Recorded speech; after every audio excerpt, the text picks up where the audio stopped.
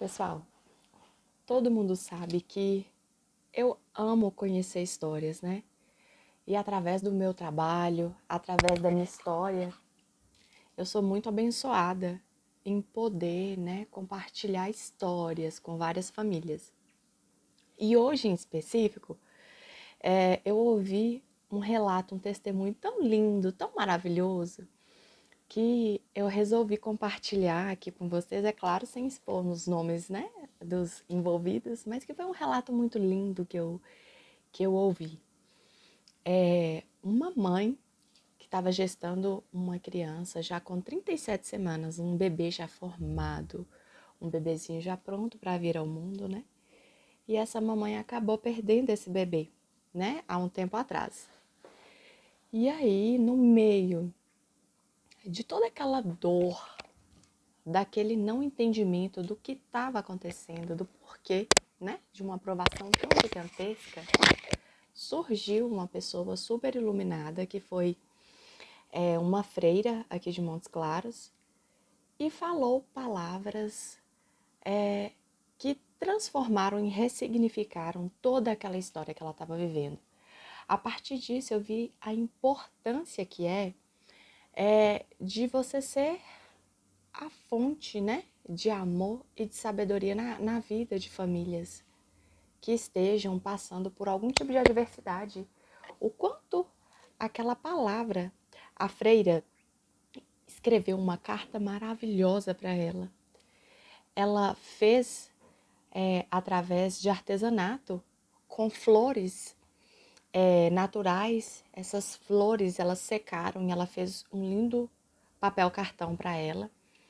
E nessa frase havia falando, né, que ela já viu o céu produzir anjos, né? Colocar crianças do céu para a terra. Mas que aquela família era tão iluminada, que eles foram capazes, né, de fazer o inverso, de um anjinho da terra partir para o céu. E que Nossa Senhora estava em festa por ter recebido aquela criança e que ela estava brincando com o menino Jesus e que havia mandado uma frase para eles, que estava tudo bem. Então aquilo foi assim uma fonte de fortaleza para aquela família, num momento crucial de entendimento, né? Daquela adversidade. E acaba que o relato dela bateu muito com um livro que eu estou lendo agora, que se chama A Consolação da Filosofia, que foi através de um filósofo, né? Lá do início da Idade Média, que ele, na verdade, ele foi aprisionado e foi executado. Só que antes desse processo de ser executado, ele conseguiu produzir uma obra incrível que coloca todas essas questões, né?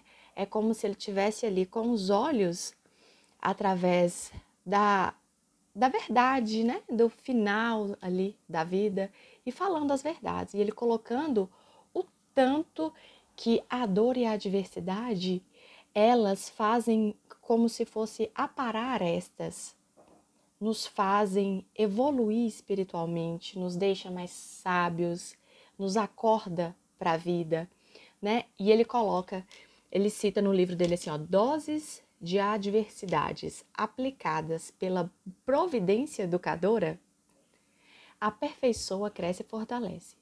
Então, isso é de extrema importância.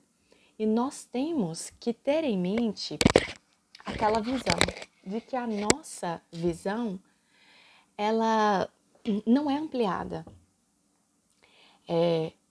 Eles citam até um exemplo. Por exemplo, a um certo ângulo você vê um homem com a agulha tentando ferir uma criança.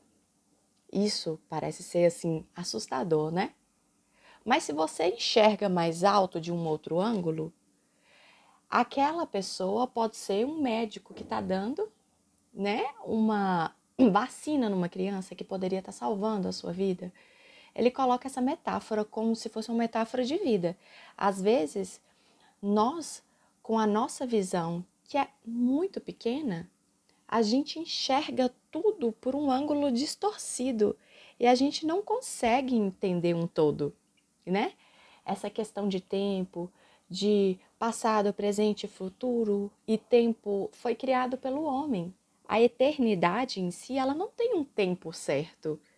Então, é como se a gente estivesse vendo um fragmentozinho da nossa história. Mas um Deus que é superior, que é divino, que é para a eternidade, que não tem tempo, ele não tem um acaso, tudo é como se fosse programado para aquela história acontecer. E aí ele até cita no livro: se nós começamos a julgar a visão de Deus pela visão que é só acessível a nós, gera um paradoxo sem saída.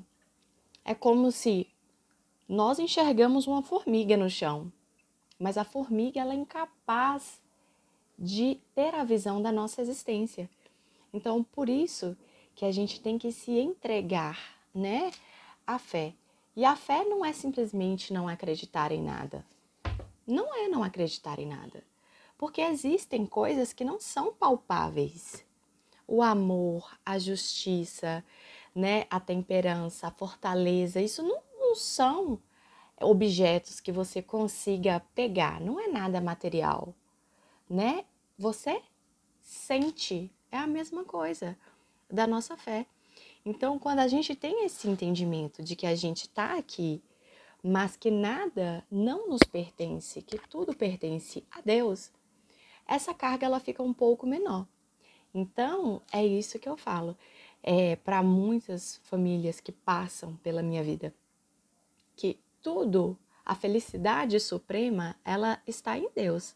Se você não volta a sua felicidade a Ele, então provavelmente você nunca vai ser capaz de ser feliz, né? E esse livro é super interessante, que ele até cita que os bens materiais, nada disso, né? Isso é fugaz, isso sopra, vai como um sopro embora. E que até mesmo os nossos filhos são provisoriamente colocados aos nossos cuidados, né? Então a posse nem mesmo dos nossos filhos nós temos, que tudo pertence a Deus. E no momento dele, no momento que for apropriado para aquela história acontecer, as coisas vão acontecer. E quando a gente tem esse entendimento da verdadeira felicidade voltado para Deus e para a espiritualidade, a gente consegue ter uma dimensão maior desse todo, né? Porque nós caminhamos frente ao desconhecido. E o primeiro passo para a gente conseguir compreender fatos tão grandiosos que a um primeiro momento parecem ser trágicos, é através dessa aceitação de que nós não entendemos nem 1% do que é realmente a verdade. E que uma verdade em si é a existência de Deus e que nele tudo se encontra.